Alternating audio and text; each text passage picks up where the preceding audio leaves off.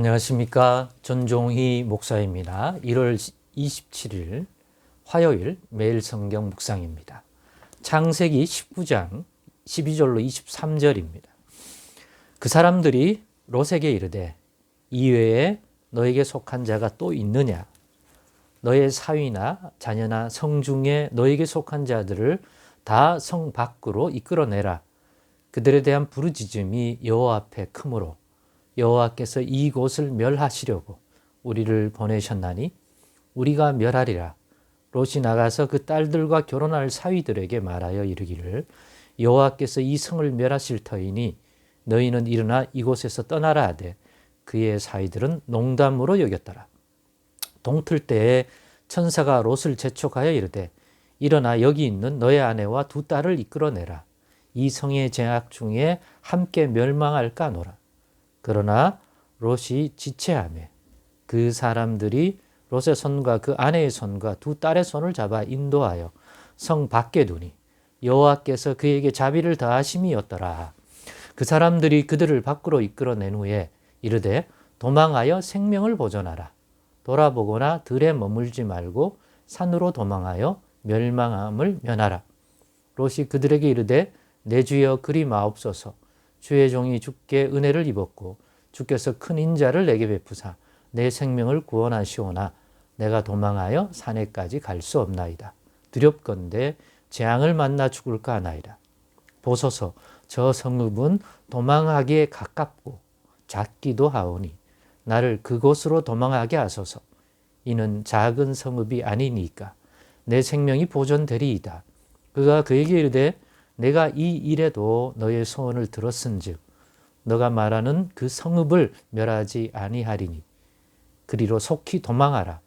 너가 거기 이르기까지는 내가 아무 일도 행할 수 없노라 하였더라. 그러므로 그 성읍 이름을 소알이라 불렀더라. 롯이 소알에 들어갈 때에 해가 돋았더라. 아멘. 네, 오늘은 본문을 가지고 하나님이 롯에게 자비를 더하지 않았다면, 하나님이 롯에게 자비를 더하지 않았다면 이라는 제목으로 묵상 나눔을 갖겠습니다. 오늘 본문은 롯이 삼촌 아브라함을 떠나 독립해서 거하던 이 소돔성에 대한 하나님의 심판을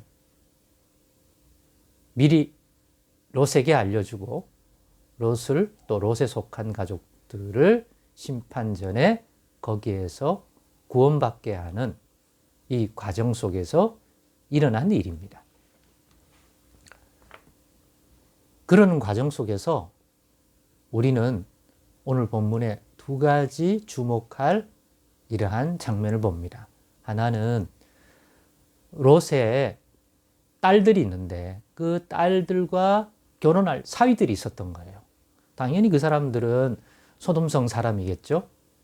그래서 그것들을 고려하여 사위들에게도 이 소돔성이 죄악이 관영하여 하나님이 참다 결국에는 심판할 때가 이르러 심판하신다 하는 이야기를 알려주고 여기서 구원 얻으려면 소돔성을 떠나야 된다 하는 이야기들을 알려주지만, 소돔성의 멸망을 알려주지만, 심판을 알려주지만 사위는 이것들을 그냥 농담처럼 있을 수도 없는 얘기를 장난삼아 하는 말처럼 여기게 됩니다. 그러니까 그 말을 진지하게 받아들여 응하지 않았다는 거죠. 왜 그럴까요? 아무리 생각해봐도 자기들의 눈에는 소돔이 멸망할 성처럼 보이지 않았기 때문입니다. 마치 이전 노아의 시대에 하나님이 물로 그 세상을 심판하신다고 할 때 노아는 은혜를 입어 심판 전에 구원받을 수 있는 길을 알려주었죠. 그리고 노아도 노아의 그러한 방주를 준비하는 모습을 보면 사람들이 물었을 것이고 또 노아에 가까운 친한 사람들이나 이런 사람들에게는 노아가 이야기했을 것이고 또 물어온 사람도 있을 것이고 그리하여 하나님의 심판에 관한 것들을 어떤 형태로 들은 사람이 있지만 그 사람들도 마치 이 소돔성 심판에 대한 이야기를 알려주어도 농담으로 여긴 이 사위처럼 그들의 눈에는 전혀 멸망받을 세상이라고 느껴지지 않고 홍수가 물로 심판이 임박한 그 시점까지도 장가하고 시집가고 즐기고 자기들의 인간적인 그러한 비전 성취를 위하여 애쓰며 향락에 빠진 사람도 있고 그렇게 살아갔던 거예요. 그런데 때가 되게 시간이 되면 하나님의 말씀대로 물로의 심판이 시작되었습니다. 그 전에 방주에 들어간 노아와 노아의 가족들과 하나님이 들어가게 하라고 했던 생명체를 말고는 호흡하는 모든 생명체들이 그 물로 심판을 받게 된 것입니다. 그때는 늦은 거죠. 미리 준비하고 대비해야 구원 얻는 거지 심판이 임했을 때는 늦은 것이다. 그런 심판이 최종적인 심판의 형태다. 그 전에 일어나는 어떤 하나님의 진노는 궁극적 심판에 이르기 전에 깨달으라고 주는 그러한 의미가 더 강하다 이렇게 말할 수 있을 것 같습니다. 그렇기 때문에 이 사이들도 그게 그냥 말도 안 되는 소리다. 하늘을 보고 땅을 보고 주변을 돌아봐도 이 소돔성이 멸망받는다는 것은 있을 수도 없고 사실처럼 다가오지도 않고 정말 터무니없는 얘기처럼 들렸기 때문이다. 예수를 믿어야 구원을 얻고 이 세상은 그냥 죽으면 끝이 나는 것이 아니라 마지막 날에 하나님이 심판하시고 인간이 행한 대로 보응하시는 심판이 있다 라고 얘기해도 눈에 보이지도 않는 하나님이 어디 있으며 그냥 세상이 끝나면 끝나는 거지. 그렇게 느껴지지. 우리가 전하는 이 구원과 하나님의 심판에 관한 것들은 그냥 지어낸 이야기 같고 비현실적인 얘기 같고 그냥 가볍게 여기면 농담처럼 받을 수 있는 것에 불과하다고 사람들이 반응하는 것과 다르지 않다는 것입니다. 그 다음 사이들 말고 그러면 하나님이 빼내려고 하는 심판에서 건져내려고 하는 롯과 롯의 가족들의 반응은 어떠했습니까? 오늘 본문에 보면 자꾸 무엇이 미련이 남는지 분명히 천사들을 통해서 하나님 심판을 얘기했고 롯은 그래도 여호와 하나님을 믿는 아브라함과 함께 따라 나셨던 인생이기 때문에 또 다르죠. 그러니까 함부로 여길 수 없고 마음에 그러한 중심을 가지고 있었지만 동시에 자기가 택하여 살아온 소돔성에 대한 미련.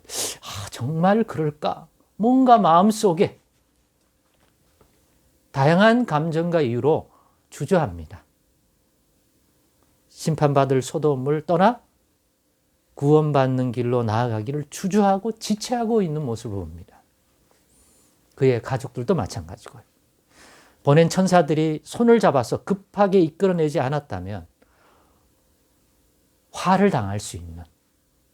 그래서 12절입니까? 15절입니까? 15절에 보면 동틀 때 천사가 롯을 제촉하여 이르되 일어나 여기 있는 내 아내와 두 딸을 이끌어내라. 이 성의 제약 중에 함께 멸망할까노라. 빨리 나가라. 때를 놓치면 너희도 그 심판에 멸망할 수 있으니까. 그런데 자꾸 지체하는 거예요. 그래서 손으로 롯과 가족들을 잡아당겨서 나가게 어떤 면에서 반강제적으로 만들어서 소돔성을 떠나게 되는 거고 또 떠나는 과정 속에서도 오늘 본문의 내용처럼 이루어지게 된 것입니다. 그러니 오늘 본문에 무엇이라고 합니까? 두 딸을 잡아 인도하여 성 밖에 두니 여호와께서 그에게 롯에게 자비를 다하심이었더라. 16절에 그렇게 하신 것들은 말을 했는데도 지체하니까 가만히 두다가는 때를 놓칠 수도 있다는 생각 때문에 강제로 손을 잡아 롯과 가족들을 이끌어낸 거란 말이에요. 그게 하나님이 자비를 더하심이라고 얘기하지 않습니까?